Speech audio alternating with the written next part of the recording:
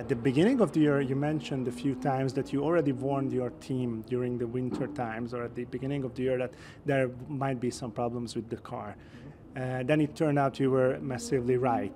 Does that cause any differences or any fractures with your relationship inside the team, or were you angry on your team because they just didn't take your advice too seriously? No, I think it's, I think in the heated and intense sport that we live in, of course there's frustrations on both sides all the time, and what's important is that we just continue to be open and communicate about those, and I think you're constantly growing through those conversations, and then you start. I think the most important thing is make sure you're aligned on where you're going, and there's no doubt that everybody in this team wants to win. We've been caught off guard with the cost cap and then just the direction of the new regulations, and it's not as easy as just that you can't just copy and paste and do something different. You have to, it has to evolve and maneuver into a different direction. It just takes time. Has it been quick enough?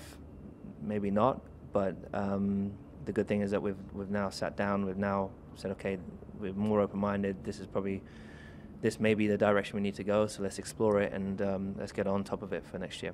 Do you feel anything from this? Has it changed you that you have to struggle so much to keep the car on track? No, because firstly, I mean, I started racing with terrible go-karts, so I know what it's like to have nothing and start with and fight with something from the back. So when I was a kid, when I was 8, 9 years old, I was starting last all the time because my go-kart was not as good as the rich kids that are up front who had the good go-karts.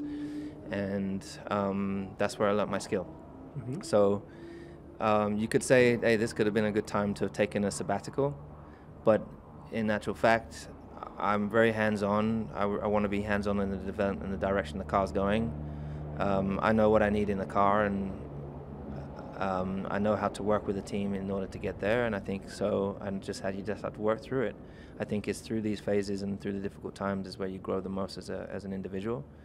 And I'm still super focused, still focused on my health. And I guess as you get older, you become more and more wary of the importance of your brain and your mind, and then also just being centered and being fit and healthy. So, and otherwise, I'm super hungry still. I've got a great group of fans, not only here in Budapest, but around the world that travel and support me. We're on this journey together, and we can't give up now when we're so close. Talking about your first years in Formula One, when you arrived here, you were the young, hungry challenger for Fernando. Now things have completely changed around, and now you have George in your team. Do you feel that same kind of pressure what Fernando must have felt back then, that you have a young driver, a hungry new driver, and it's even harder because he's just younger, he's just more bloodthirsty? Or you still feel that it's not a problem for you? I would say last year, totally transparent, for sure I felt it, you know. George had nothing to lose and everything to gain. So if you finish behind me, they would say, well, you're finishing behind a 7-time world champion. And if you finish ahead, then you're a legend. And so I know exactly what that feeling was like. I had exactly the same with Fernando. If I finished behind him, they would say, well, we expect that it's your first year. And then if I finished ahead of him, then I was great. And so, but of course, when you then are struggling with a car and you're not feeling you're able to extract your full potential, then it was not easy. It was stressful. This year I don't find that at all, and I feel back in this way of things. So let's talk about dominating the sport for a lot of years.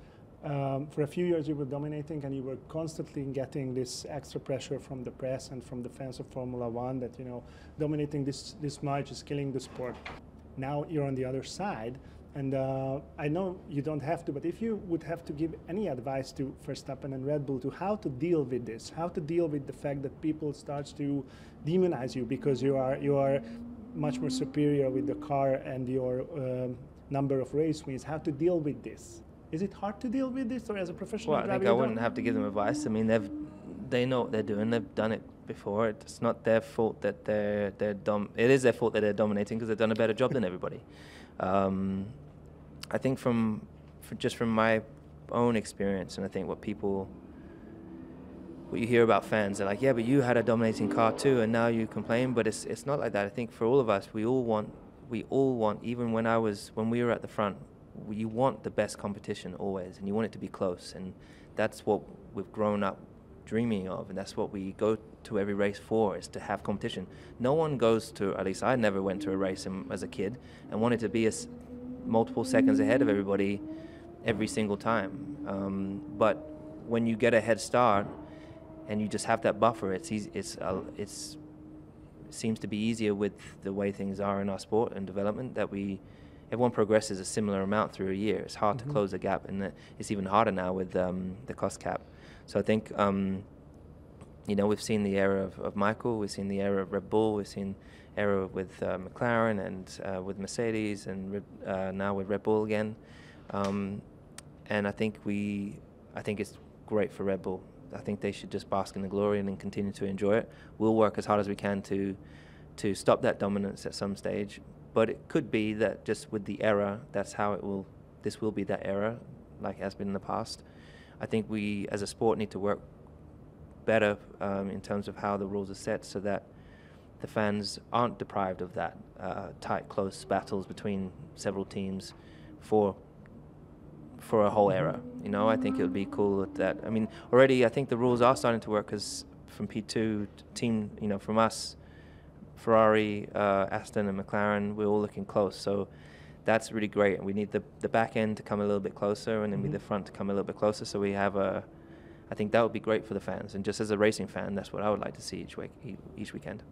As one of the most experienced driver of the sport, you spoke already highly of Lando, of course your teammate as well. What do you think about the new generation of drivers now? What is the biggest difference between them? Is there a difference between them and your generation? Do they do anything differently, what you were doing back in the day? I think the only difference with the generation is that they use simulators all the time. That's the real only difference. Yeah, PlayStation.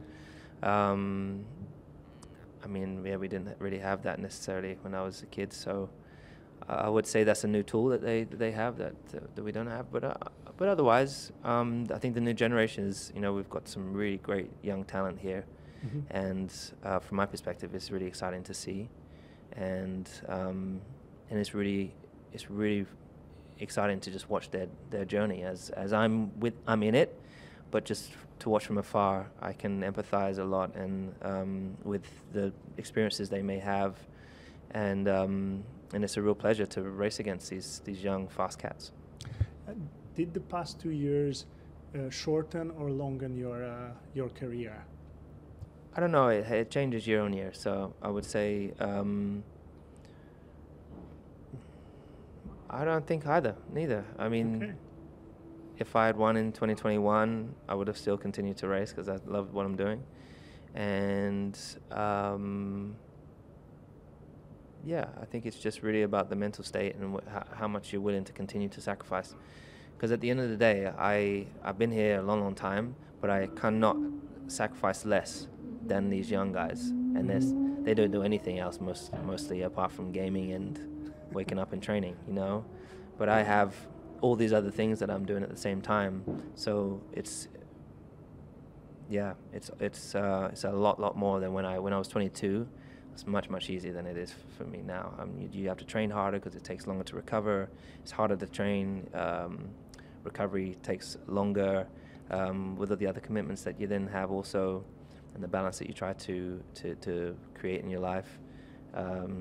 It's busier than ever. Thank you very much. Just to finish with the movie, how much are you actually involved in this movie? How close are you? I'm as involved as I can be. I started a production company, so I'm co-producing it with Joe and Jerry. I've helped advise on the script, helped rewrite certain scenes. I have been a part of the casting process. In terms of really pushing to make sure it's diverse, so I can spend as much time as I want. I can be as involved as I want or not. I try to find a balance between my day-to-day job and that, but I'm also trying to learn from these incredibly successful and talented individuals. Sitting watching Brad work in a room through a script is pretty phenomenal. seeing Joe and his view and how he's worked in the past and how he works today. He's very clinical. He's very much into detail. And Jerry, who's such a legend. He's done. I was just watching a movie the other day and it came up his name. I was like, oh, I didn't know he even did that movie. But he's done so many great films, and so it's a real honor to be a part of it. I think everyone that's been a part of this movie has brought so much, and it's taken every single person bringing and going beyond to make sure that it's successful and that it could happen. To get Apple on board, to get Brad on board, to have Joe, to let Formula One and Stefano and let them come in and film and let these guys be driving around the track. It's been a great collaboration between everyone.